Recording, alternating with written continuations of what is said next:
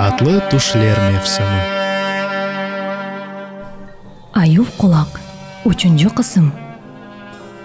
Қарт аман evге келіп, қарысы ве қызынен мұшавере еті. Эртесі күні, Аюв құлақны мектепке жібермей, ве оңайып балта беріп, феландағдан бір юк одын кетір деп, даға йолайлар. Аюв құлақ даға яқынлашқанда, оның қаршысына бір адам раст келе. О адам Аюв құлақны тоқтатып ондан: «Қайда кетесің, оғлым?» деп сұрай. Аюв құлақ өзінің даға одынға кеткенini сөйлей. Бұл адам Аюв құлаққа: «Вай балам, сенің ішін ярамай, сен анда барма, сені аждира йыланлар ашарлар» деседі. Аюв құлақ қолыны селкіп, кені yoluna кете. Даға кіре ве ұзынжасыне сызғармаға башлай.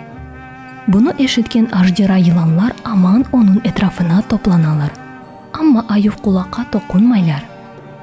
Ошу ерде бір чана ясай ве қалын одынлардан бір юк одын кесіп, чанаға юклей. Екі аждира йыланны чанаға еке ве бір данесіні қамчы етіп, еліне ала. Койге келе, Аюв құлақны бұл алда көрген хал қорқынларындан койден тышқа қачалар. Аюв құлақның қарт бабасы да шашқанындан не yapmaға білмей, торнына: «Не одының керек, не бір шайын тек бұл аждира йыланларны орталықтан жой» дей. Бала одынларны бошатып аждира йыланларға ерлеріне қайтмаларыны емір ете. Аждира йыланлар даға қайтып кетелер. Аюв құлақның бұл ішіні көрген халық ондан да зиеде қорқа ве оның бұл ішлеріні падишаға хабер етелер. О мемлекетінің падишасы халқының ал евалыны анлаған сон өзіде қорқа башлай. Ве өз ақыллыларына баланы өлдіртмек үшін бір чаре түшінмелеріні емір ете. Ақыллының бірі қолай бір yol тапқаныны айта. Ақыллылардан бір падишаға: «100 сажын тереңлігіне кен бір құйы қалдырырсыныз. Чевресіне исарық қаламақ үшін бұйық ташлар төкіртіп азырларсыныз.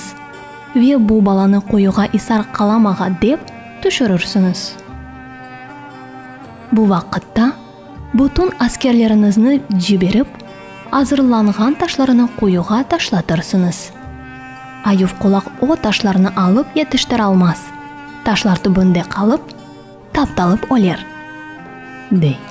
«Падишам, менің ән ақылым сен екенсің, бұндан башқа чаре олмас» деп ішке кіріше. Аз бір вақытның ішінде терен бір құйы қаздыра ве кенарына yüzlerce араба балабан ташлар төктіре.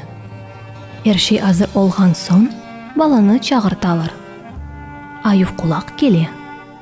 Падиша Аюв құлақны құйынның янына алып кетті ве оңа: «Мен бір құйы қаздырдым. Кімсе исарынны қалап оламай. Сені оның үшін чағырттым. Сенден ғайры қалай жақ адам көрінмей» дей. Аюв құлақ: «Яқшы, мен құйының исарыны қаларым» деп разылық бере. Құйының қаланacak күніні тайын етелер. Ләкин Аюв құлақның бір шейден хабері олмай. Сейір бақмақ мақсадынен құйының башына бинлерce адам топлана. Аюв құлақ құйыға түшкені кібі төпеден: «Таш ташламаға башлайық мы?» деп сұрайлар. Аюв құлақ: «Ташланыз» деп қычыра. Бұтын халық Аюв құлақның башына таш яқдырмаға башлайлар. 2-3 даққа қалар кечмей ташларды бете. Аюв құлақда исарыны қалап, құйының үстіне чыға. Ләкин Аюв құлақ меселенің аслыны анлай ве оларға: «Нафиле чекішесіңіз. Сіз мені өлдіріп оламасыңыз. Баре кет мұндан деңіз, мен өзім кетерім» дей. Сон падишаға барып: «Сіз маңа бір атнен бір қат силя беріңіз, мен сіздің мемлекетіңізден кетейім» деп айта. Падиша кубанганындан оңа эн яхшы атларындан бер ат, эн яхшы силаларындан сила бере. Татлы түшләр мевсімі.